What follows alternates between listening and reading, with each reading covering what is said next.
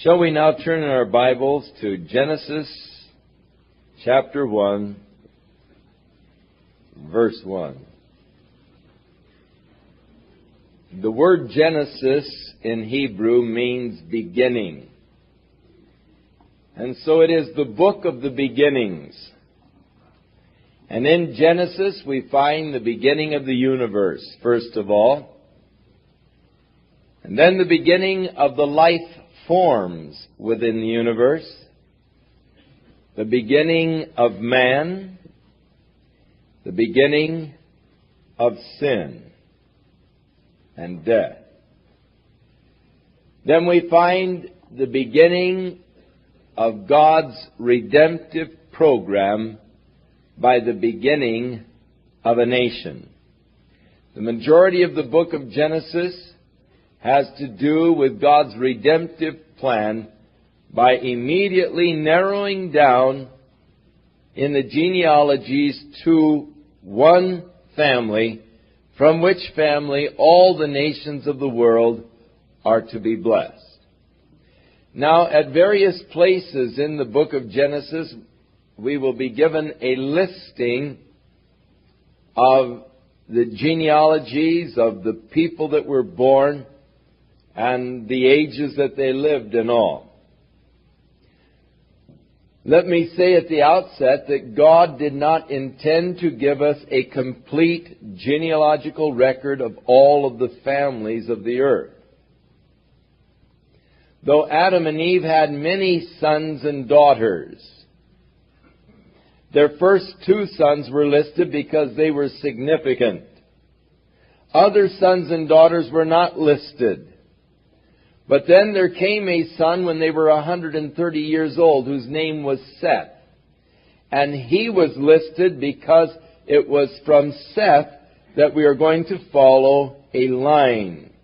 Now, Seth had many sons and daughters that are not listed. Only one is listed because that is where the line is going to fall. And so each of them, though they had many sons and daughters, they are not a part of the record because they have nothing to do with the redemptive story of God.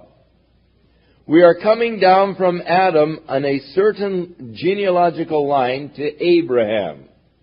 And that's the purpose, really, of these genealogical studies, to show you the line from Adam on down to Abraham. But many of the sons and daughters, no record, no names, nothing, because they are not important to the story of redemption.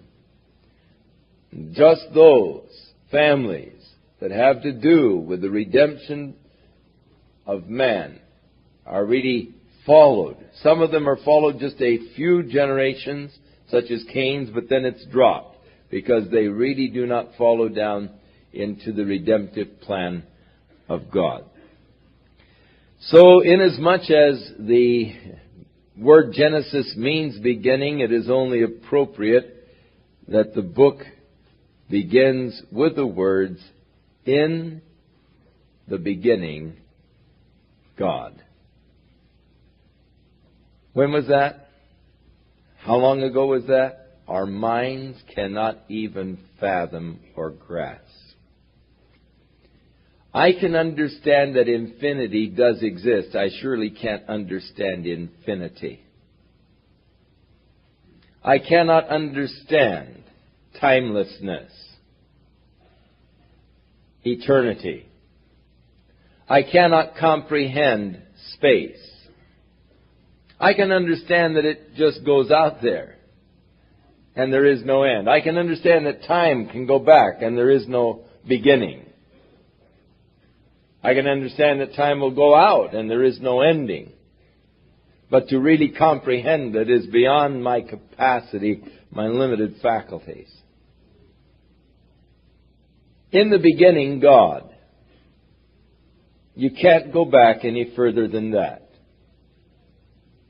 Now, there are certain people that would like to just eliminate the last word. They really don't want to retain God in their conscience or in their minds. because their actions are opposed to what God has declared. And thus the fool has said in his heart, there is no God. And the Bible in Romans chapter 1 speaks of them as professing themselves to be wise. They have become fools, changing the glory of an incorruptible God, fashioning their gods like after corruptible beasts and creeping things. And because they did not want to retain God in their minds, God gave them over to minds that were reprobate, void of God. But if I eliminate God, I've got a big problem. In the beginning, what? In the beginning, a mass of gases floating in space. Well, that's not the beginning. Where did the mass of gases come from? Where did the space come from?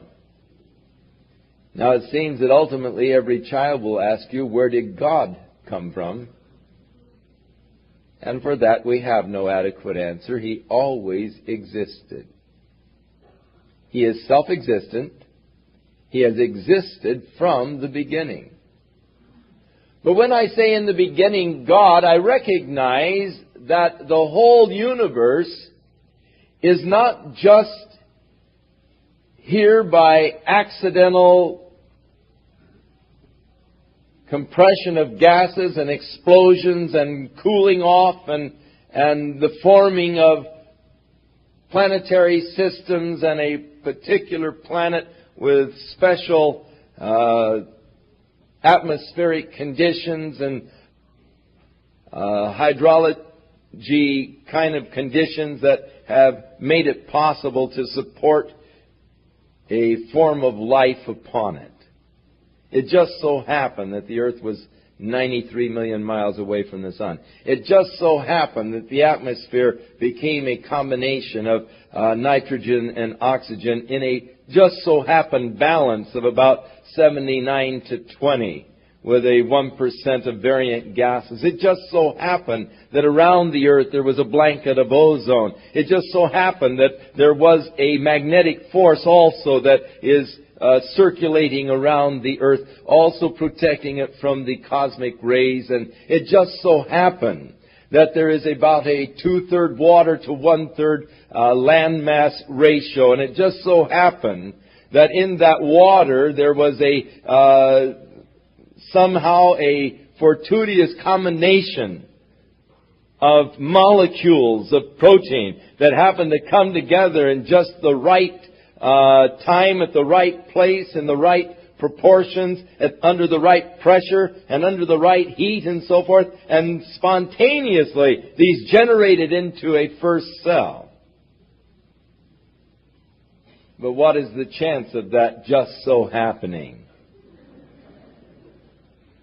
And if you really go ahead to figure it out, you'll find that the chances are extremely rare indeed. In fact, the chances are so great that it couldn't have happened. Just so. Within the universe, we can clearly see a design. Certainly when we get to the human body, we can see a design as we study the various aspects of the human body, the bloodstream, the nervous system, and all of these apparatuses that God has built in, all the checks and balances and all. They all cry out of design, the fact of design, and you cannot have design without the designer. In the beginning, the designer. In the beginning, God. An all-intelligent, all-wise being. And that is much easier for me to comprehend and to believe than it is for me to believe that the whole thing is just a vast series of accidental combinations. Because the chance of those accidental combinations are too remote if you really get down to it, and you want to study just the first protein molecule, you'll find that the chance factors for just the protein molecule are so great that if they are correct, and of course they keep making the earth older. When I was in school, I was taught the earth was 2 billion years old. Now the latest discoveries, and they're really not discoveries, they're just necessities that have arisen as they realize more and more how complex life forms are, that they realize that they could not have spontaneously generated in just 6 billion years, and so now they say the earth is 10 billion years old. And so when I went to school, the earth was 2 billion years old, now it's 10 billion years old, but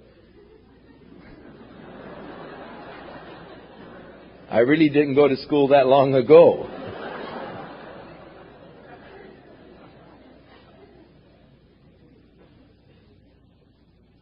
But even at 10 billion years, grant them 10 billion years.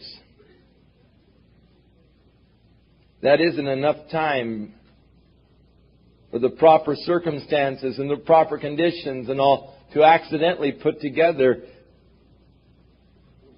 the first protein molecule.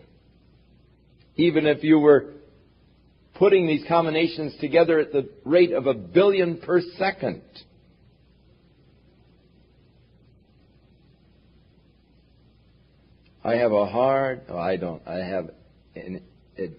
It's impossible for me to believe. At one time I thought, well, maybe I am an atheist. And then I just couldn't handle that. It was harder not to believe in God than it was to believe in God.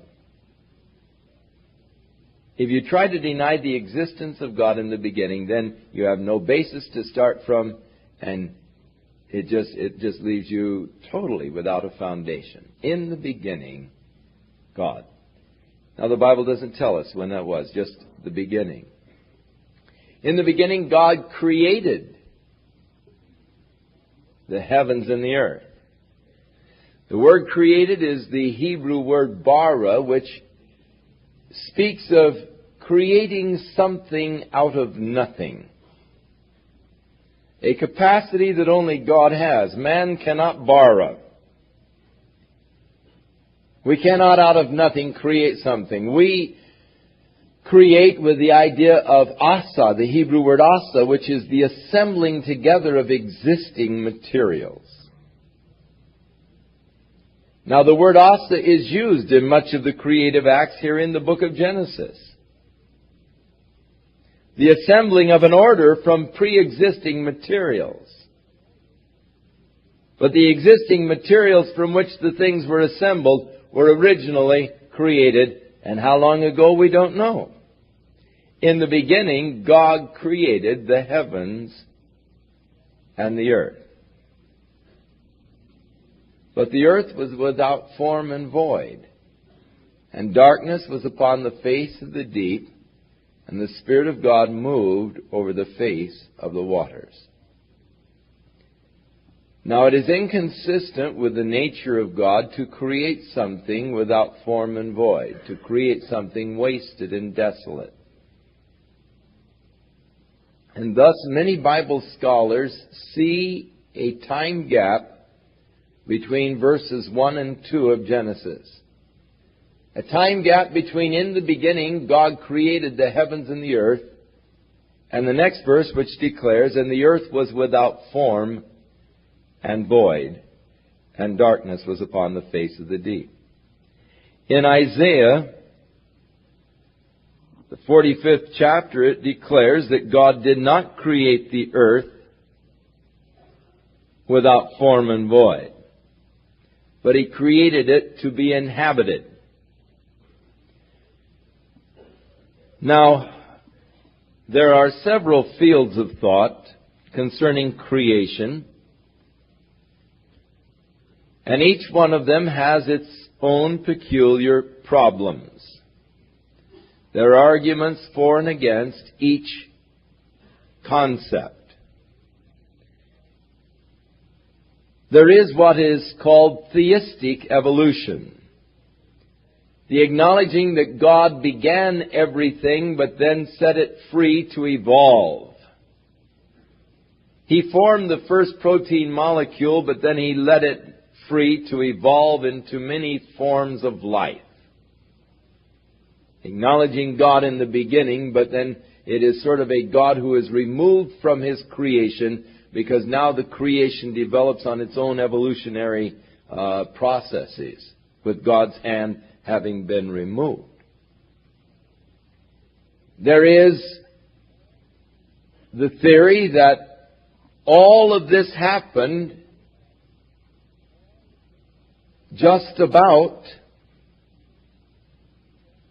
between 6,000 and 10,000 years ago. And the universe, in actuality, is not any older than 10,000 years. That all of the guesstimates of man for the long period of time are just that, guesstimates of man. They are without proof. They are only theories. And that in reality, the universe is extremely young universe rather than an old universe, as would be supposed. That the only reason why the scientists have sought to propound an old universe theory is to harmonize with the evolutionary theory, which would demand an old universe, because surely all of the life forms could not have evolved in a 10,000-year period. And that the fossils, rather than having been laid down over aeons of time, were actually laid down in one great cataclysm, the flood. And that the flood more accurately accounts for the fossil record than aeons of time during the evolutionary processes of the world. It is interesting that, as far as we can ascertain, there is not any current fossils being embedded in the strata of the earth. That most of the mammals and leaves and everything else disintegrate and disorganize, that there are not fossils really being formed on the ocean floors, that there is that process of disintegration and incrustation on the ocean floor that takes place, but not the developing of fossils now. So if the ocean is not presently developing a column of fossils, then what were the circumstances that caused it to develop this long column of fossils in the past? Of course, there are trees that grow up through several of the stratas of the fossilized forms, and how could one tree grow up through several millions of years? If you look at the fossil orders and the stratas in which they exist, it's difficult to explain how that you can have trees that grow up right through several millions of years of these fossil forms. How is it that you have the footprint of a man within the footprint of a dinosaur if the dinosaurs were extinct long before man ever inhabited the earth? There is an interesting new book called Earth in Upheaval by Velikovsky, which is a great treatise against uniformitarianism, which is the basis of the evolutionary theory. And he points out in this new book, Earth in Upheaval, how that there is definite evidence of a great cataclysm that has taken place upon the earth that suddenly destroyed masses of animal forms and all kinds of bones mixed together from the various kinds of animals that do not have a natural habitat together, which are naturally enemies, that yet their bones broken and crushed, mixed together in caves in England and in other places, showing that they were thrown in there violently by force and were buried in the sand together, and that there was some great cataclysm, a testimony against uniformitarianism. Now, basically, the evolutionary thesis is that all of the processes that are going on today have been going on for millions of years, so that any of the life forms and all can be understood by the processes today. That there has been a uniformity to the whole cycles of life from the time that the planet first cooled sufficiently for the water bodies to be formed and all. And that all things are going on in a uniform way. Well, the book Earths in Upheaval is just a very powerful demonstration against that particular theory. If you destroy that theory, then you've really destroyed the evolutionary theory, and that's why so many scientists, just without really good reason, cry out against Immanuel Velikovsky's works. But more and more his works are being tested and proved to be quite accurate indeed.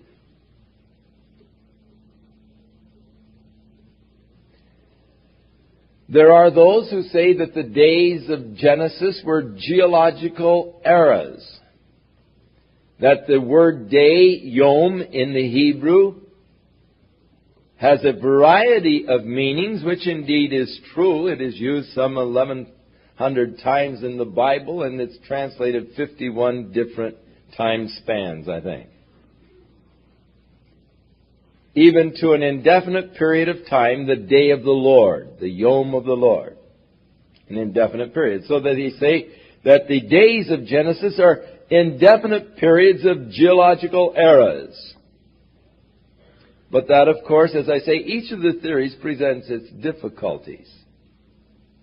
If they be indefinite periods of geological eras, the difficulty with that is that if God created the plant life upon the earth in the third geological era and did not have the sun really shining in its position on the earth until the fourth geological era, how did the plant life survive for a whole geological era without the sun? And if God created man in the sixth geological era, and he rested in the seventh geological era, it means that Adam would have been kicked out of the garden at the earliest, the eighth geological era, and thus was much older than the 912 years or whatever is ascribed to Adam's lifespan. So that creates problems too. Now, the idea that God created everything just about 10,000 years ago is an interesting idea and interesting concept, which, if you look at it, it is difficult to argue against. There are scriptures that say, for in 6 days God created the heaven and the earth and everything that was in them. The fact that death entered with Adam's sin, then how could the fossil record testify of death before Adam's sin? Interesting arguments. One of the difficulties with that particular, one of the things that makes it impossible to challenge is that how old was Adam the first day that God created him?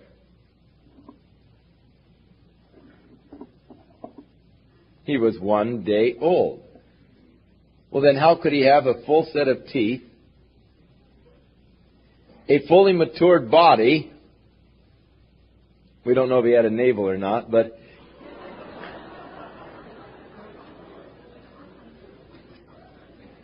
he was created with age-dating factors.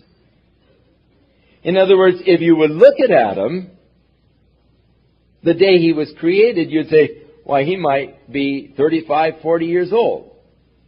Because he had certain maturation designs, really, that would testify to more than just a one-day-old. So there were already, at his day of creation, age-dating factors. Thus, God could have created the earth and the universe with age-dating factors. With fossils already there. Or with the galaxies already at a certain distance from the planet Earth. So that God could have created it with age-dating factors, which, if you would look at it, you'd say, well, it's 10 billion years old. When in reality, it was just created just a moment ago.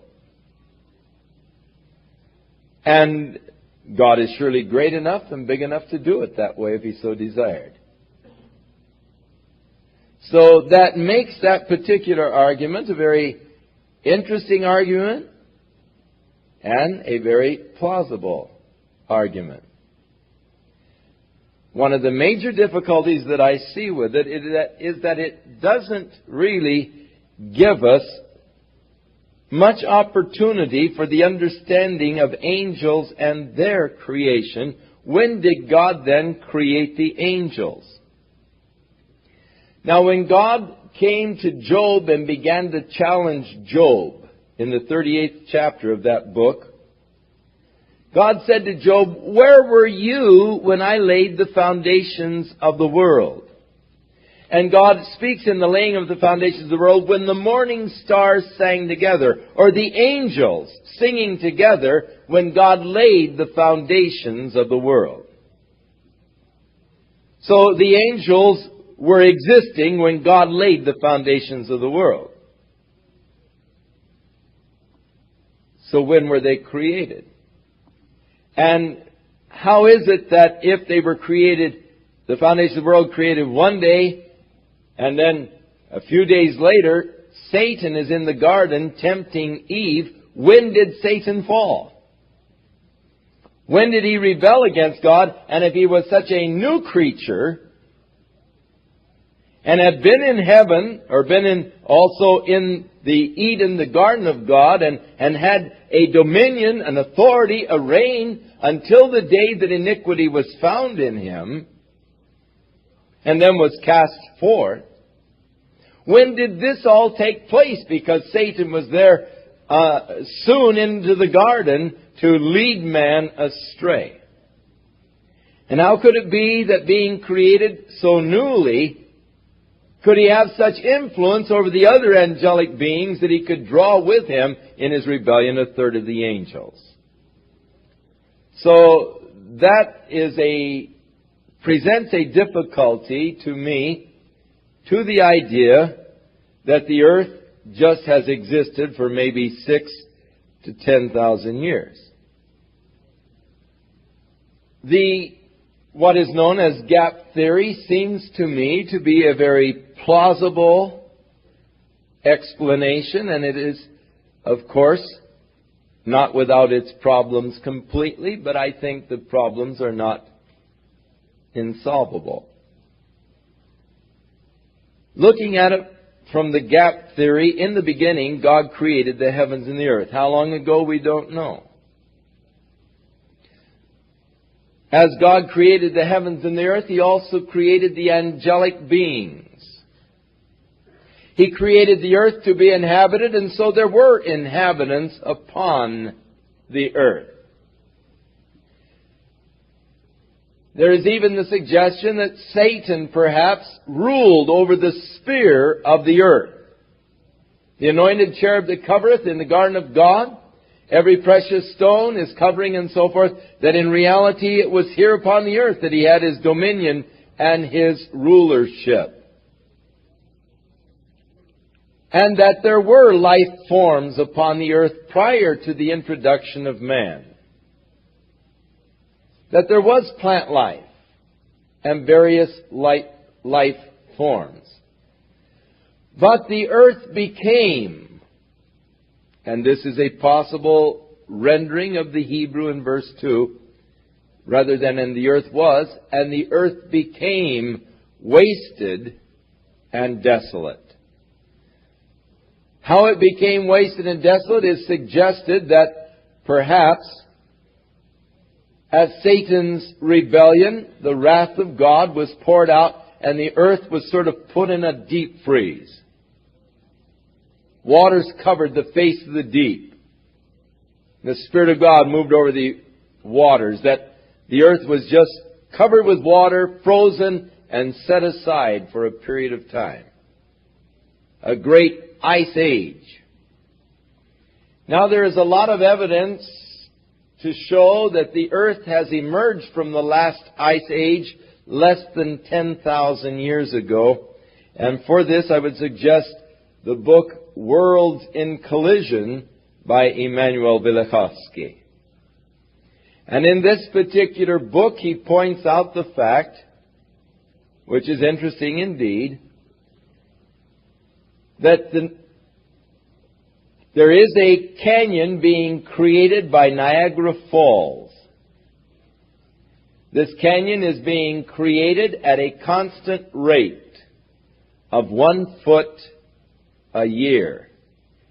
Niagara Falls, coming over a tremendous amount of water, is eroding away that shelf at the rate of 1 foot a year. There is a hotel on the Canadian side that 100 years ago was built right at the edge of the falls. Now it's 100 feet away from the falls as the water keeps eroding away at a fairly constant 1 foot per year. The canyon that has been formed by Niagara Falls is 7,000 feet long. And it would stand to reason in the earlier time of the glacial regression that the flow of water could conceivably have been much greater at that time than it is presently, and so the erosion rate could have been greater, hardly lesser. And there are other evidences that show that the earth emerged from the last ice age maybe less than 7,000 years ago, which of course would be very interesting indeed as we look at the account of Genesis, which places man upon the earth in his present form just about 6,000 years ago. Now, what kind of life forms may have existed upon the earth prior to the destruction, we don't know. God doesn't say. But man in his present form has existed on the earth for about 6,000 years from the time of Adam. And so the adherents of the gap theory see Genesis 1:1 as original creation and the rest of Genesis as a process of recreation as God began to recreate the earth in order to place man in his present form upon it. And thus the days of creation in Genesis are actually recreative days as God is now setting the earth to place man upon that earth. It is a very interesting theory indeed, a very plausible theory indeed. It would surely answer all of the problems that are raised by the scientists who are seeking to prove that the earth has been here for several million or billion years. It surely would not be out of harmony at all with what God has said here in Genesis 1. It is interesting that when Noah came out of the ark after the flood, when the inhabitants of the earth had been destroyed by the flood, the command of God to Noah was to replenish the earth. the same command that God gave to Adam and to Eve, to replenish the earth. Speaking of perhaps a pre-existence of forms of life, but man in his present form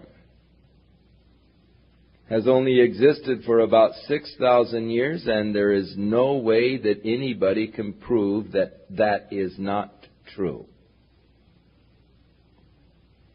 So we look at Genesis, and we see in chapter 1, the beginning, God creating the heaven and the earth. In verse 2, we see the earth without form and void, darkness, covered with water, and the Spirit of God brooding over the face of the deep. In verse 3, the beginning of the creative acts of God. Notice, in the beginning, God created the heavens and the earth, which would, of course, include the stars and all. But now we see the first thing that God declares, because the earth was covered with darkness, God said, "Let there be light," and there was light. Now it could be that the earth was in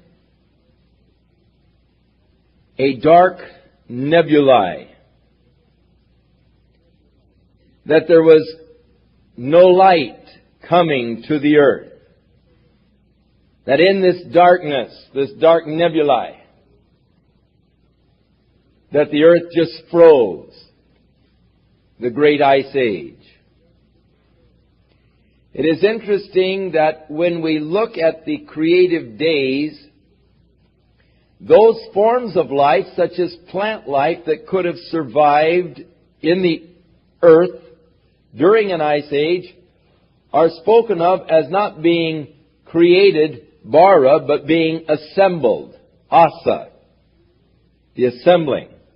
But the life forms that could not survive a great ice age are spoken of as being bara, created. There are many forms of life that could have survived an ice age, and all they needed was the proper environment to spring forth again. Out here in the desert a few years ago, they had an unusual storm, and a lake that had been dried for years was suddenly filled with water. And the next thing they knew, there was a form of shrimp in the water, that somehow the processes were there, still in the earth or whatever. When the water came, that was all that was necessary to bring forth this dormant form of life. And so there are many life forms that can survive. There are some that could not. When you get to the life forms that could not survive a great ice age, then you come again to the word bara, as God began to form or create out of nothing the life forms that could not have survived a great ice age. Let there be light.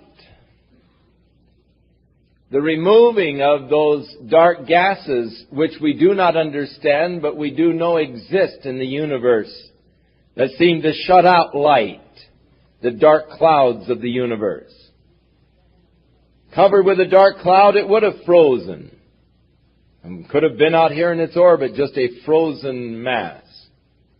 But now with the removal, coming out into the light, and God saw the light, that it was good. And God divided the light from the darkness. Now I'm sure that as this story was told, and as Moses later recorded from the records that were existent, they didn't realize the scientific implications of God divided the light. But now with the coming of modern science, we have learned how to divide the light. And light can be divided into many things. In the spectrum, you have a division of light. And we know that there are, on one end of the spectrum, even light that you cannot see. In the ultraviolet short waves. On the other end of the spectrum, other light that you cannot see in the infrared division. Darkness only testifies to the limitations of visibility. And light is actually divided into darkness, into the infrared or the ultraviolet on both ends of the spectrum. But then within the spectrum, many divisions of light. Light is divided into light, color, and sound. All three are basically the same thing. Vibrations at different frequencies. Slow the frequencies and the vibrations down, and you pick them up audibly. Increase them, and you see colors. And so the division of light. Very interesting statement. God called the light day. The darkness He called night. And it was evening and morning the first day. So on the first day, if you accept the recreation process, the earth was brought out of the darkness of the gases and still shrouded with a fog. You could distinguish between the evening and the morning, or the night and the day. And God said, let there be a firmament. The word firmament in the Hebrew is raquia, which means a limitless expanse. Now describe for me space. It's a limitless expanse. Let there be a space, God said, in the midst of the waters, and let it divide the waters from the waters. And God made the firmament and divided the waters which were under the firmament from the waters which were above the firmament, and it was so. And God called the firmament heaven, and the evening and the morning were the second day. So the creation of the atmosphere around the earth, but above the atmosphere, God put a great blanket of water. Suspended the water in the atmosphere above the earth. Now that water suspended in the atmosphere above the earth would have done a tremendous thing as far as the climate of the earth is concerned. It would have caused a mild, equal kind of climate around the entire earth. It would have meant that you would not have violent storms. It would have meant that you would have had a balmy climate everywhere, even up in the North Pole regions. It would surely explain the discovery of the mammoths in Siberia encased in ice that were frozen intact at some time in the history, who were living in a tropical jungle because when they cut them open they found tropical vegetation in their digestive tracts. It would surely account for the forest that one time existed at the South Pole because we have found the charcoal deposits under 200 feet of ice. This blanket of water around the earth would probably also have protected the earth from many more of the cosmic radiations that are constantly bombarding the earth.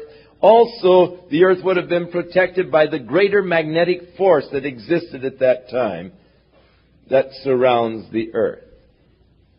The earth is surrounded by a magnetic field. 136 years ago, a Dutch scientist first measured this magnetic field.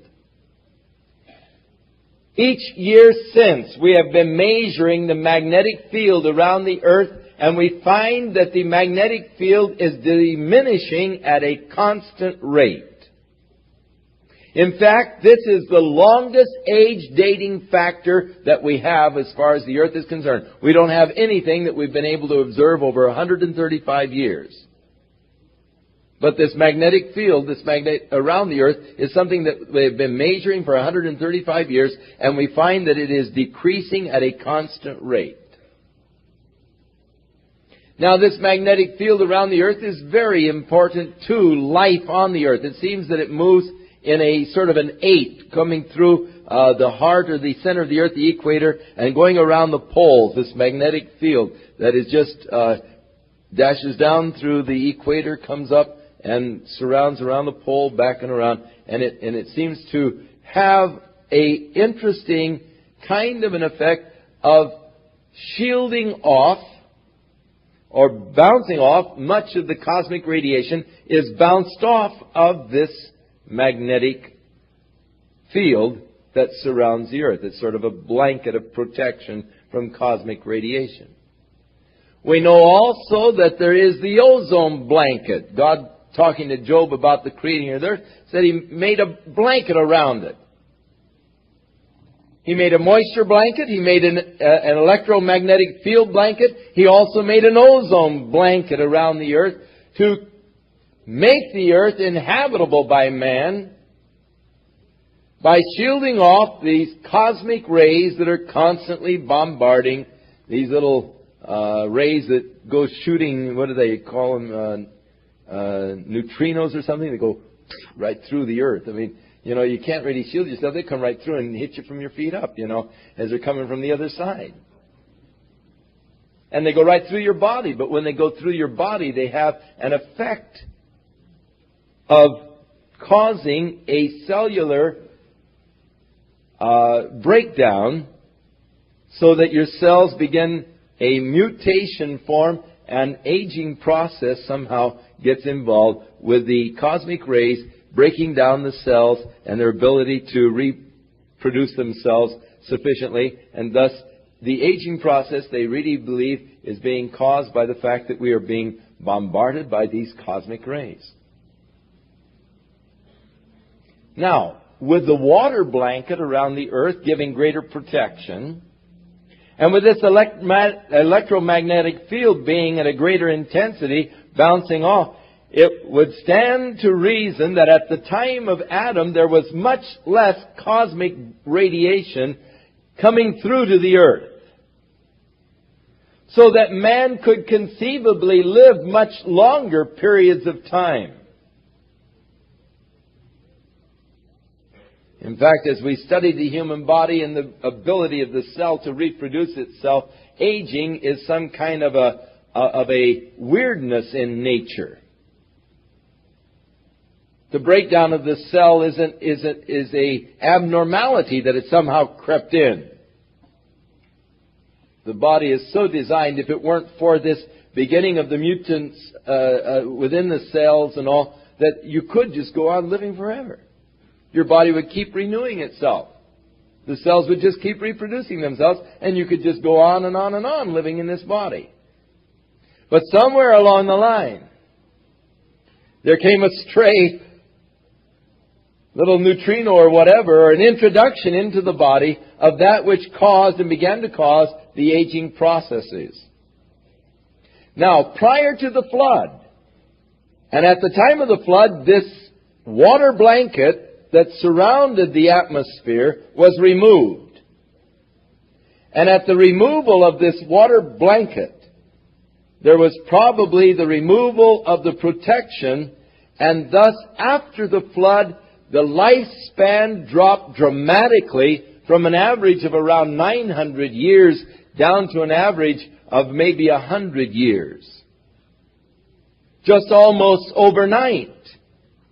Within one generation, the tremendous longevity was reduced because suddenly the protective blanket was taken away. But God here in the second day of creation created this protective blanket, this water, suspended it in the atmosphere above the earth. And He separated the water in the atmosphere from the water, and the firmament He called heaven. And the gathering together of the water He called seas. Now, it is interesting that He called it seas plural. Because at the time of the writing of Genesis, all they knew was one sea, the Mediterranean Sea, really. Why seas plural? Because God knew that there were many bodies of waters, different oceans and seas. And so the plural. Who wrote Genesis? Well, it is commonly accepted that Moses was the author, but certainly Moses had to get his material from somewhere. It is conceivable that Adam himself wrote the first record.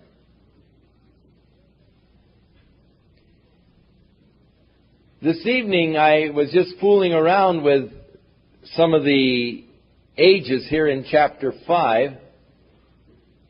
And I came up with an interesting little fact, and that is that Lamech, the father of Noah,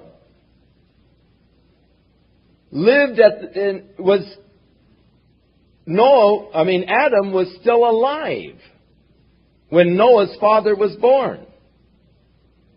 And they lived contemporary for many years. So it is very possible that Noah's father heard directly from Adam himself about the Garden of Eden and about their being put out of the garden, the angel that was put there to protect and all.